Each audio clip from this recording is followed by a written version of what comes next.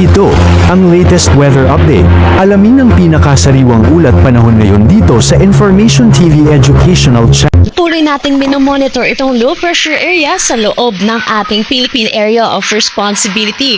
Huli itong namataan over the coastal waters ng San Pascual, Masbate.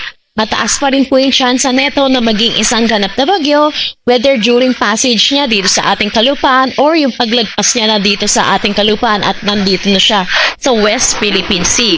Once na maging isang ganap na bagyo, ito'y papangalanan nating Henry at agad din po tayo magtataas ng Tropical Cyclone Wind Signal number 1 sa ilang bahagi ng Southern Luzon at Visayas.